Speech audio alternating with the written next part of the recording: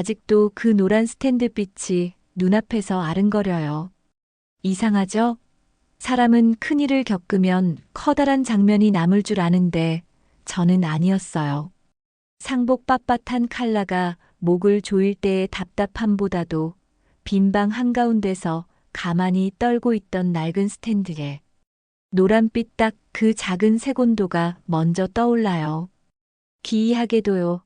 그 빛은 따뜻했는데 제 심장은 얼음처럼 식어버렸거든요. 스탠드 스위치를 올릴 때 예전처럼 찌걱 하는 그 철심 소리가 났고요. 불빛이 동그랗게 책상 위를 덮었는데 그 원 안에 봉투 하나가 있더라고요. 정면으로 그러니까 제가 도망갈 수 없게 제 이름이 있었어요. 또박또박 옛날 성탄 카드 쓰던 그 필체로요. 상우에게 그거 하나로요. 저는 다리가 조금 휘청했어요. 왜냐면 그 필체는 제 유년을 통째로 부르는 목소리와 같았거든요. 그 방은요, 생각보다 작았어요. 아니, 제가 상상하는 것보다 훨씬 가벼웠다고 해야 할까요? 무겁고 눅눅한 쓸쓸함이 꽉 들어찬 방일 거라고 미리 마음속에서 판결까지 내리고 갔는데요. 가만 보니 정돈이 되어 있었어요.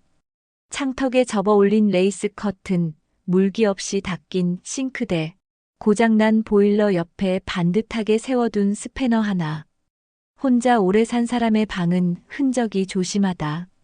그 말을 몸으로 알겠더라고요. 모든 물건이 제자리로 돌아와 있었어요. 엄마는 늘 그랬죠. 사람에게는 미안함이 많았고 물건에게는 의리가 많았어요.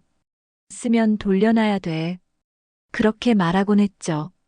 저는요, 그 원칙을 사람한테 적용하지 못했어요. 제 시간을 쓰면 제자리로 돌려놨어야 했는데 말이에요. 봉투를 들 때 손끝이 떨렸어요. 진짜로요.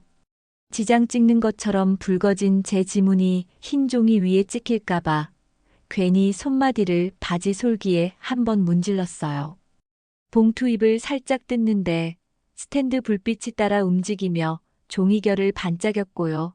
그 반짝임이 마치 제 호흡의 속도를 재는 심전계 같았어요. 쩍하고 접착이 떨어지는데 그 소리가 요란하더라고요. 빈방이 울릴 정도로요. 제 심장도 그 박자에 맞춰서 탁 하고 한번 멈추는 기분이 들었죠. 첫 줄, 첫 네 음절. 상우야, 넌 거기서 이미 저는 망가졌어요. 그 다음이 정말 착한 아이였어. 였거든요. 저는 입술이 우스꽝스럽게 뒤틀렸어요. 웃음이랑 울음이 동시에 끌려 나오면 표정이 아주 이상해져요. 그날 제 얼굴이 그랬어요. 귀까지 엄청 뜨거워지는 거 알죠? 어느 신경 하나가 과열되면 귀부터 빨개지더라고요. 그때요, 희한한 장면이 머릿속에서 스쳐 지나갔어요. 예전에 제가 9살 때였나, 10살 때였나, 동네 문방구에서 300원짜리 떡꼬치를 사 먹고 거스름 돈을 100원 덜 받은 적이 있었는데요. 집에 와서 엄마에게 투덜댔죠. 사장님이 100원 덜 줬어요. 그랬더니 엄마가 제 볼을 톡 치며 웃었어요. 그럼 내일 가서 이야기해. 내가 착하면 착한 대로 세상이 설명되는 날도 있어. 그 말은 그때 귓구멍으로 들어갔다가 자랄 자리를 못 찾고 맴돌았는데요, 세상에. 30년도 더 지난 후에 편지 첫 줄에서야 자리를 찾더라고요. 넌 착한 아이였어. 누군가에게서 착하다는 말은 칭찬의 최고급이 아니에요. 삶의 출발점이에요. 그걸 알고 나니 저는 되게 미안해졌어요. 착함으로 시작한 아이가 바쁨으로 끝내버린 세월 앞에서요. 빈 방은 참 조용했어요. 조용함이라는 건 원래 소리를 빨아들인 자리가 넓어서 생기는 거잖아요. 거기 꽂힌 조용함은 아마 엄마가 평생 내뱉지 못해서 삼켜버린 말들 자리였을 거예요. 안전하고 착한 말들, 욕 대신 땀과 웃음으로 바꾼 긴장된 일상들, 길게 늘어진 기다림의 부스러기들. 그 조용함 속에서요, 저는 편지를 읽었죠. 일단은 숨을 쉬어야 했거든요. 숨을 쉬며 읽는 것. 그게 제 첫 번째 후회 수업이었어요. 그날 스탠드빛이 편지 위를 덮을 때 나는 비로소 내 그림자를 봤다. 그게 제 서두예요. 오늘 제가 끝까지 설명하려는 이야기의 첫 단추죠. 단추를 잘못 끼우면 끝까지 안 맞거든요. 저는 그동안 단추를 대충 끼고 살았어요. 그런데 이번엔 꼭 첫 단추부터 제대로 끼워보려고요. 그러니 제발요 끝까지 들어주세요. 반쯤 듣고 끊어버리면 이 얘기 또다시 엉키거든요. 엉킨 얘기, 저는 이제 그만두고 싶어요. 정말로요. 그래서요, 저는 봉투를 열었어요. 그랬다니까요. 그리고 숨이 막혔어요. 그게 시작이에요. 편지는 시간을 거슬러 올라갔어요. 잉크가 마르며 만든 반짝임들 사이를 걷는 것처럼요. 23살이라는 숫자가 나왔고, 철도청 사무보조라는 단어가 나왔고, 첫 월급이라는 문장이 나왔어요. 놀랍죠? 사람의 인생이란 게 이렇게 뚜렷한 고정점 몇 개로 이야기될 수 있다니요. 엄마는 그 첫 월급으로 산부인과를 갔다고 썼어요. 초음파 화면에 보이는 조그만 심장, 둥근 원 아래 깜빡이던 점. 의사가 아주 익숙한 목소리로 말했다고요. 심장 잘 뛰네요. 그 말이 기쁨이 아니라 두려움으로 먼저 들어왔다고요. 근데 엄마는 덧붙였어요. 둘이라면 할 수 있을 거라 믿었다. 그런데 그 밤 남편은 말없이 나갔고 다시는 돌아오지 않았다고요. 그 문장 자체는 단단했지만 그 단단함을 이루는 알갱이가 모조리 모래 같았어요. 쥐면 쥘수록 손가락 사이로 빠져나가는 종류의 단단함. 사람이 딱 그런 순간을 겪으면요. 표정이 사라져요. 표정이 사라지면 문장들이 짧아지고요. 엄마는 짧게 썼어요. 돌아오지 않았다. 거기서 저는 오래 머물렀어요. 오래 머물러야만 했어요. 도망치면 똑같은 실수를 또 할 테니까요. 그 다음은요, 아주 세밀했어요. 하루의 스케줄표. 마치 공장 라인 타임라인처럼요. 저는 이 줄들 앞에서 고개가 절로 숙여졌어요. 이건요, 문학이 아니라 기록이에요. 기록은요, 심판보다 정확해요. 사람이 얼마나 치열했는지 숫자와 무게로 밝혀버려요. 밥숟가락의 무게, 김치 70지, 반찬 50지 40지. 저는 그 숫자들이 갑자기 거대한 별자리처럼 느껴졌어요. 엄마의 우주였던 거죠. 그 우주에서 저는 중심이었고요. 중심이 너무 무거우면 행성들의 궤도가 삐걱대요. 엄마는 그 삐걱댐을 웃음으로 덮었고요. 엄마, 나 내일 시험이야. 그래. 그러면 김치 덜어줘. 너무 맵게 먹으면 속 쓰려. 엄마, 나 반에서 4등했어. 좋아. 내 음식은 엄마가 조금 먹을게. 넌 조금 더 먹어. 대사들이 편지 사이에 삽입돼 있었어요. 엄마는 글을 쓰면서도 대화를 잊지 않았나 봐요. 엄마가 평생 하고 싶어진 말의 기본 형태는 늘 그랬어요. 먹었니? 춥니? 아프니? 그대로죠. 사람의 핵심은 결국 세 가지라는 걸 엄마는 알고 있었어요. 밥, 따뜻함, 통증. 그 세 가지를 물어보고 덜어주고 안아주는 일. 그게 사랑의 설계도였어요. 저는 그 설계도로 자랐죠. 그러면서도 설계자를 잊었어요. 그게 성장이라는 이름으로 벌어진 오해였어요. 고등학생이 되면요. 자립을 오해하기 쉽죠. 나 스스로 할 수 있어. 그 말의 뒷면에 늘 이런 말이 숨어 있어요. 그러니까 너는 조금만 기다려. 그 조금만이 길어지고 끝내는 언젠가가 되죠. 언젠가는요. 사실상 없음의 완곡 어법이에요. 저는 그 완곡함에 익숙해졌어요.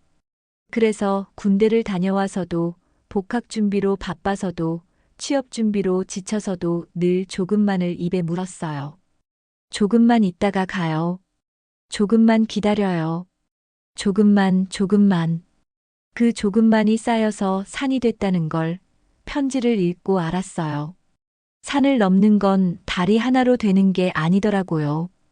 그 사이 엄마는 다음 줄로 줄줄이 이어지는 물집과 반창고의 시간들을 버텼고요.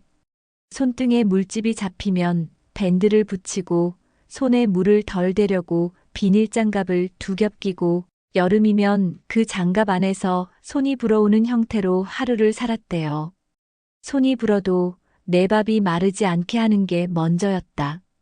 그 줄에서요, 저는 자리에서 일어나 창문을 열었어요. 숨이 탁 막혀서요. 밤 공기 들어오는데 먼지의 묵은 냄새가 스며 있더라고요. 그 냄새마저도 엄마의 주방 냄새처럼 느껴졌어요. 기름, 비누, 오래된 알루미늄 그릇, 물이 빠진 김치의 쿰쿰함, 삶은 뼈에서 우러난 고소함. 그게 한꺼번에 제 코끝에 와서 딱 앉았어요. 그리고 그 줄 엄마, 나 돈 많이 벌어서 엄마 백수 만들게. 그 약속. 그 약속이 엄마에게 10년을 더 살게 했다는 고백. 저는 그 문장을 3번 읽었어요. 잉크가 번져서 4번째는 조금 흐려 보였고요. 약속은 참 이상해요. 말만 하면 가벼운 것 같지만 듣는 사람에겐 숨으로 바뀌거든요. 엄마는 그 말을 호흡으로 바꿔 오래 견뎠어요. 저는요, 저는 그 약속을 사회초년생의 바쁨과 함께 관짝에 넣어버렸죠. 덮은 줄도 몰랐어요. 편지를 읽고 나서야 관 뚜껑이 보였어요. 그걸 지금 열고 서 있는 중이에요. 그래서요, 그날 이후 저는요, 약속이라는 단어를 기념일처럼 취급하지 않기로 했어요. 약속은 매일이에요. 약속은 밥이에요. 약속은 숨이에요. 이제야 알았어요. 정말로요. 이 파트는요, 제가 제일 부끄러워하는 장면이에요. 제 집 주방에서 새어나온 대화 그걸 엄마가 벽에 등을 대고 들었다는 사실. 그때 제가 어디 있었는지 아세요? 회사 엘리베이터 앞이었어요. 13층에서 1층까지 내려가며 휴대폰으로 메신저 확인하고 택시 호출하면서 오늘 저녁엔 된장국 먹어야지라고 혼잣말을 했죠. 저는 된장국을 좋아하거든요. 엄마 집에서 먹던 그대로의 짠맛과 구수함, 그걸 아내가 잘 끓여요. 그날 저녁 식탁에 앉았을 때 저는 몰랐어요. 그 전에 낮에 어떤 문장들이 공기 중에 흘렀는지요. 언제까지 여기 계실 건데? 며칠이라더니 벌써 열흘이 넘었잖아. 조금만 참아줘. 엄마가 혼자 계시다가 오신 거잖아. 오랜만에 오셔서는 전기세, 가스비 한 푼도 안 내시면서 내 집처럼 편하게. 대사는 칼이에요. 발음이 단단하고 치아가 세게 부딪힐수록 칼날은 더 반짝여요. 저는 그 자리에 없었지만 편지는 그날의 공기를 아주 정확히 기록하고 있었어요. 엄마는 다리에 납덩이가 매달린 것처럼 움직일 수가 없었다고 했어요. 사람은 듣지 말아야 할 말을 들을 때 어쩐지 무게를 얻는다. 그 줄이 제 머리 꼭대기에 꽂혔어요. 저는 그 무게를 들어본 적이 없었거든요. 저는 주로 말하는 쪽이었어요. 듣는 법을 잊은 사람은요, 결국 사랑하는 법도 서툴러지더라고요. 아내의 입장도 이해가 돼요. 그때 아내는 몸이 힘들었대요. 입덧이 와서 냄새 하나에도 속이 뒤집혔대요. 근데 말 못했대요. 왜냐면 어머님 앞에서 불편하다 말하는 건 불효라고 배웠거든요. 그래서 합리화를 꺼내든 거죠. 요양원, 합리의 언어, 경제의 화법, 서로 힘들지 않게 사는 방법도 효도라는 문장. 맞아요. 맞는 말이에요. 근데요, 맞는 말이 다 옳은 건 아니더라고요. 옳다는 건 그 상황의 냄새까지 같이 맡고 내리는 판결이어야 하거든요. 냄새를 맡지 않으면 말은 늘 딱딱해져요. 저녁이 되었고 저는 식탁에 앉았어요. 된장국이 내 앞에 와 앉았고요. 김이 모락모락 올라오는데 제 코는 기분이 좋았어요. 진짜로요. 그때 엄마가 숟가락을 들었다가 다시 내려놓았대요. 편지에는 이렇게 쓰여 있었어요. 아무리 정성스럽게 끓인 국이라도 입안에 맴도는 말의 쓴맛이 더 강할 때가 있다. 저는 그 대목에서 숨을 멈췄어요. 된장국 한 숟가락을 뜨다가 그만 국물 한 방울이 테이블에 똑 떨어졌어요. 그 흰 원목 위에 갈색 점이 오래 남았어요. 저는 그 얼룩을 안 닦았어요. 일부러 놔뒀어요. 벌처럼 쏘는 기억은 눈에 보이는 못으로 남겨야 다시는 그 자리에 걸터앉지 않거든요. 그날 밤 엄마는 못 잤대요. 천장만 보다가 한숨만 쉬다가 새벽에 조용히 일어나 가방을 쌌대요. 얇은 담요 하나, 수건 2장, 스웨터 하나, 갈아입을 속옷 몇 벌, 사진 한 장, 제 초등학교 입학식 사진. 빨간 나비 넥타이를 맸던 그 사진. 엄마는 그 사진을 봉투 안쪽으로 뒤집어 넣었대요. 사진 속 너는 웃고 있었고 사진을 넣는 나는 울고 있었다. 그 문장을 읽으며 저는 화장실로 뛰었어요. 거울을 봤죠. 제 얼굴이 낯설었어요. 바쁜 사람의 얼굴, 효율적인 사람의 얼굴, 맞는 말을 잘하는 사람의 얼굴. 그런데요, 정작 옳은 자리에 앉은 시간이 너무 적은 얼굴. 그게 제 얼굴이었어요. 요양원이라는 단어는 그날 집안의 온도를 3칸 낮췄대요. 온도라는 건 숫자보다 관계로 먼저 느껴져요. 말 한마디가 보일러 스위치예요. 사람은 스스로 그 스위치를 만들고 무심코 내리고 내려놓고 외면하고 결국은 얼어붙어요. 엄마는 그날 보일러 대신 가방을 닫았죠. 문이 아주 조용히 닫혔다고요.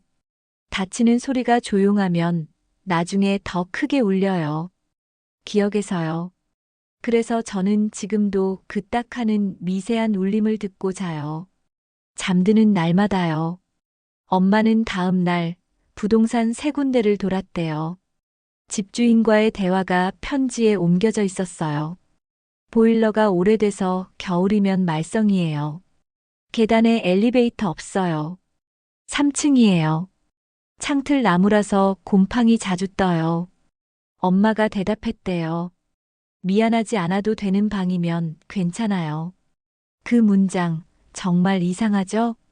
임차인이 집주인에게 하는 말이어야 하는데 사실은 자기 자신에게 하는 말이었어요.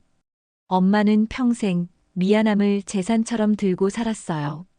사람에게, 손님에게, 동료에게, 심지어 버스 기사에게도요. 이쯤이면 내가 미안해야지. 그 기준이 너무 빨리 와요. 그런 사람이 미안하지 않아도 되는 방을 구한다는 건 인생의 결심을 새로 쓰겠다는 뜻이에요. 그 결심을 계약서에 사인하는 펜 끝에 담아 눌렀었겠죠. 그 펜 끝의 압력이 종이 아래 책상까지 찍혀 남았을 거예요. 방에 들어가서 엄마는 먼저 창을 열었대요. 닫힌 채로 오래 있던 공기가 후두둑 쏟아져 나갔대요. 커튼을 빨아서 햇빛에 말렸대요. 창틀의 곰팡이를 칫솔로 긁어냈대요.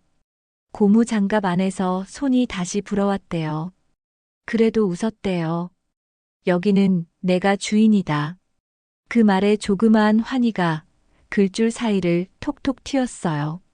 시장에 가서 깻잎 장아찌를 조금, 오이소박이를 조금, 멸치볶음을 조금 샀대요.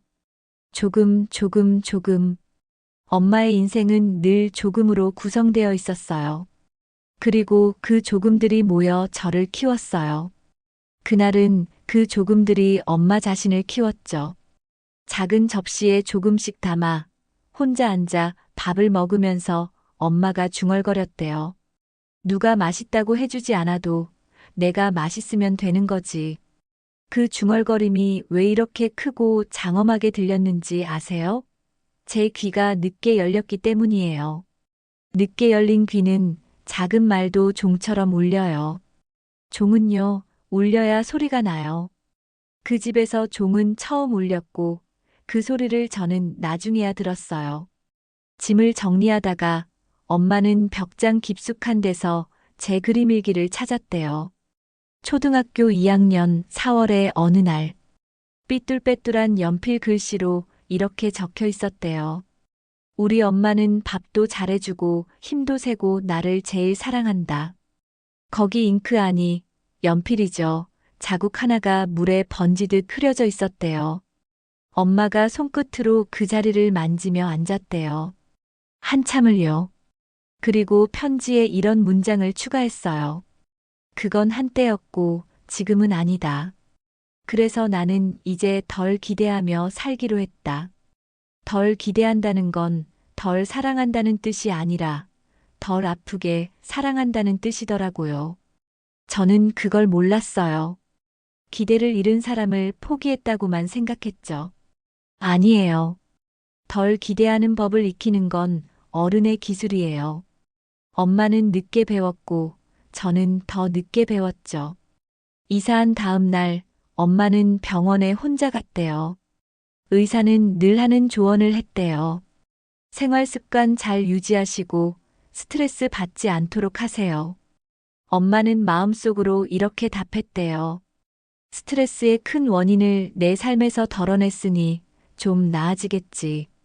그 큰 원인이 뭔지 저는 너무 잘 알아요. 저예요. 정확히는 제가 만든 공기. 바쁘다는 말, 합리라는 칼, 효율이라는 간판. 저는 그걸 글자로 보고 나서야 이해했어요. 이해했다는 말도 그때는 사치였죠. 인정했다. 네, 인정했어요. 인정은 아픔의 첫 계단이에요. 눈앞에 3층짜리 계단이 있었죠. 엘리베이터는 없어요. 저는 숨을 헐떡이며 올라가야 했어요. 그게 제가 선택한 방이었어요. 작지만 온전한 미안하지 않아도 되는 방. 그 방의 계단을 제가 늦게서야 오르기 시작한 거예요. 그날 밤 엄마는 다시 편지로 돌아왔대요.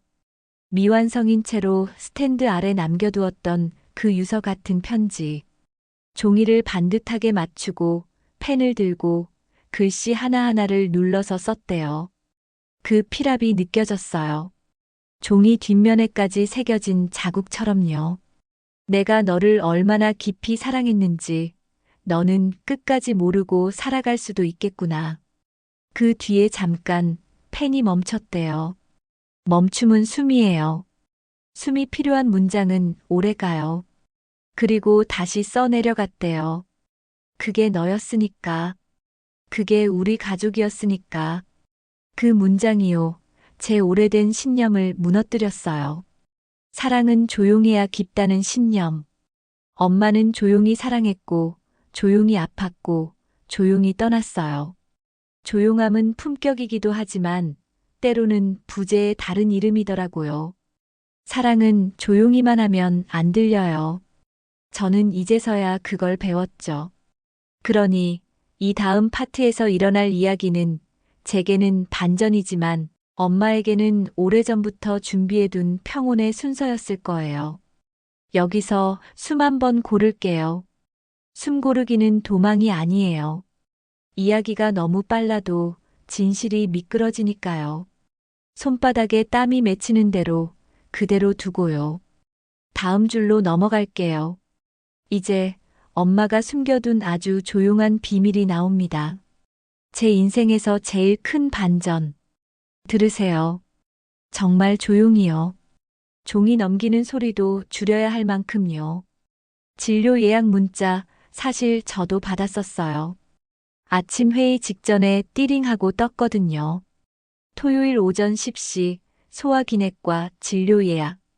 저는 화면만 흘깃 보고 그냥 끄고는 회의 안건에 집중했죠. 회의가 뭐라고요? 그날 엄마는 전화를 걸어오셨어요. 목소리가 조심스러웠죠.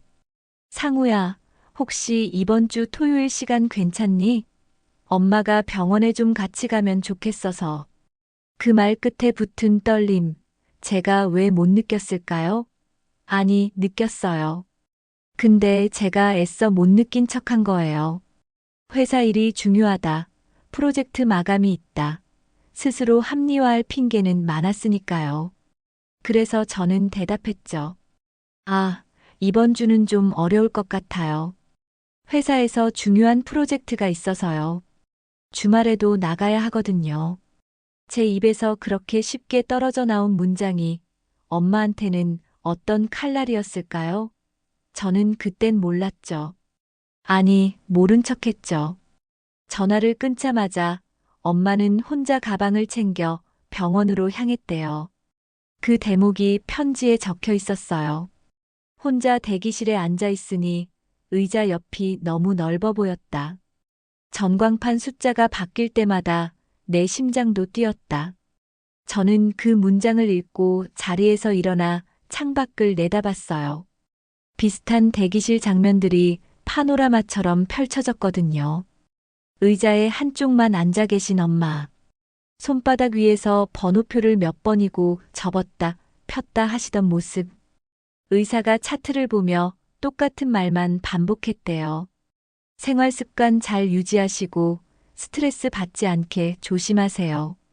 엄마는 고개를 끄덕이며 속으로 이렇게 생각하셨대요. 스트레스의 큰 원인을 내 삶에서 덜어냈으니 좀 나아지겠지. 그 큰 원인이 저였다는 걸 글로 확인하는 순간 제 숨이 턱 막혔어요. 저는 도망치고 싶었어요. 근데 도망칠 데가 없더라고요. 종이 위에 박힌 문장이 사람을 벽으로 몰아붙이는 건 그 어떤 재판보다 강력하더라고요. 편지의 중간쯤에서 엄마는 드디어 숨겨왔던 걸 꺼내셨더라고요. 글씨가 조금 삐뚤어진 부분이었어요. 아마 손이 떨렸던 거겠죠. 사실은 작년 가을부터 약을 먹고 있었어. 그 한 줄을 읽는데 제 손끝이 얼어붙었어요. 약이라니? 어떤 약? 왜 아무 말도 안 하셨어요? 그 다음 줄이 더 아팠어요. 검사 결과가 아주 나쁘진 않지만 아주 좋지도 않대. 근데 내 어깨에 내 아픔을 올려놓고 싶지 않았어. 원망하지 않으려면 차라리 조용히 아픈 게 낫다고 생각했다. 저는 그 대목에서 눈물이 왈칵 쏟아졌어요. 엄마는 저를 배려하려고 더 깊이 숨으셨던 거예요. 배려라는 이름으로 자기 아픔을 삼킨 거죠. 하지만 저는 그 배려를 괜찮다는 착각으로 소비해버렸어요. 엄마는 또 쓰셨어요. 사랑은 조용히만 하면 되는 줄 알았다. 근데 늙어서 알겠더라. 사랑은 크게 말해야 들린다. 그 문장에 저는 두 손으로 얼굴을 감쌌어요. 저는 사랑을 크게 말한 적이 있었을까요? 기억을 아무리 뒤져도 사랑해요라는 말을 똑바로 한 적이 없더라고요. 그때서야 알았어요. 엄마가 원한 건 대단한 게 아니었어요. 그저 들리는 목소리, 따뜻한 문장 한 줄이었는데 그걸 못 해드렸던 거예요. 장례식은 소박했어요. 엄마 곁에 있던 사람들은 제가 잘 알지도 못한 분들이었어요. 국밥집 사장님, 도시락 공장 동료, 중국집 아들. 그분들이 오셔서 이런 얘기를 하셨어요. 그분은 손이 다 데어도 웃으며 설거지했어요. 밥 100개를 담으면서도 집에 아이 기다린다고 늘 얘기했어요. 저는 그 얘기 들으며 머리를 푹 숙였어요. 왜냐면 그 아이가 저였으니까요. 그런데 정작 그 아이는 엄마를 지키지 못했잖아요. 그 죄책감이 납골당 앞에서 폭발했어요. 사진 속 엄마는 환하게 웃고 있었는데 저는 그 앞에서 결국 무릎을 꿇었어요. 무릎은 죄책감 앞에서 가장 먼저 무너지는 뼈라고 했죠. 정말이었어요. 엄마 죄송해요. 정말로요. 그 한마디가 터져 나오는데 목이 찢어질 듯 아팠어요. 근데 그 고통이 제 사과의 대가라면 100번이라도 감당해야 했어요. 그때 납골당 창가에 있던 국화꽃 한 송이가 톡 떨어졌어요. 저는 그걸 엄마의 대답이라 믿었어요. 아니, 믿고 싶었어요. 괜찮다. 이제라도 알았으니 됐다. 엄마가 그렇게 말해주시는 것 같았거든요. 장례를 치른 뒤 저는 집에 돌아와서 아내와 마주 앉았어요. 편지를 펼쳐 보여주며 말했죠. 여기 봐. 엄마가 남기신 말이야. 효율과 효도의 발음은 비슷하지만 뜻은 다르더라. 아내는 처음엔 얼굴이 굳었어요. 방어적으로 나도 힘들었어라고 했죠. 맞아요. 아내도 힘들었겠죠. 입덧에, 생활비에, 제 무심함에. 그날 우리는 처음으로 솔직하게 얘기했어요. 아내가 울먹이며 말했어요. 그땐 임신 사실도 말 못했어. 어머님 앞에서 힘들다는 말하는 게 죄 같아서. 저는 그제야 깨달았어요. 어른 둘이 서로를 배려한다는 이유로 서로의 아픔을 숨기다가 결국 오해만 키운 거예요. 그날 밤 우리는 작은 결심을 했어요. 엄마 이름을 딴 옥자 밥상을 시작하자고요. 매달 경로당에 국 한 끼, 반찬 3가지. 엄마가 평생 하던 일을 우리가 이어가기로 했어요. 그리고 저는 회사에서도 바뀌었어요. 야근 줄이고 토요일 아침이면 납골당에 들른 뒤 시장에 가서 반찬거리를 사요.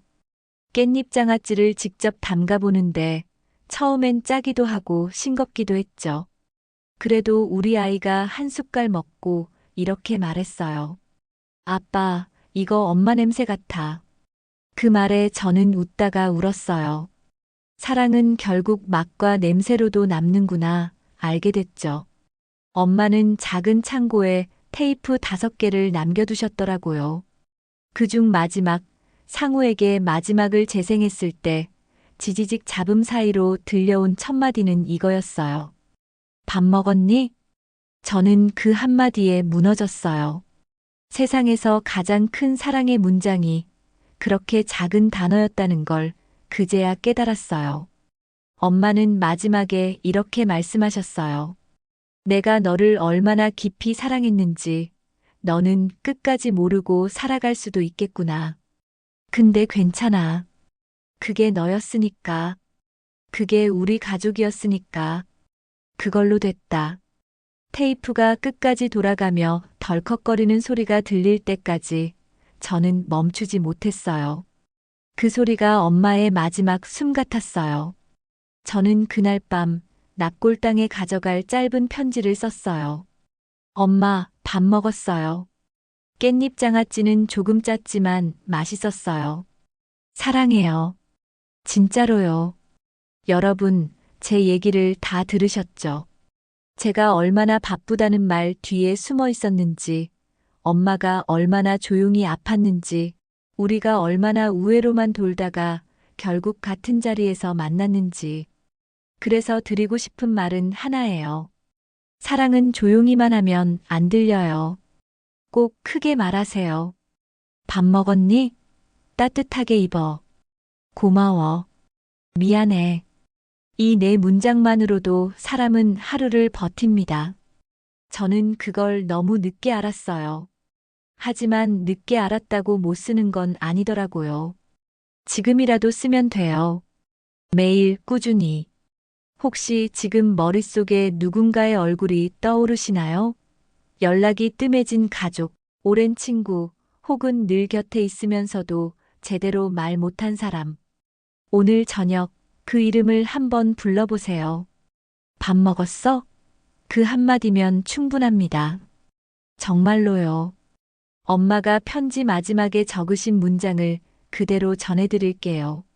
사랑을 준 사람의 마음은 되돌려받지 않아도 남는다. 남습니다. 시간 속에, 기억 속에, 향기 속에, 음식 속에 남아서 우리를 다시 사람으로 살아가게 해줍니다. 그러니 오늘 한 줄만 크게 말해보세요.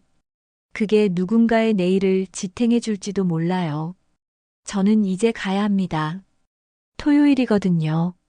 안개꽃 한 다발과 제가 직접 담근 깻잎 장아찌를 들고 엄마에게 가야 하거든요.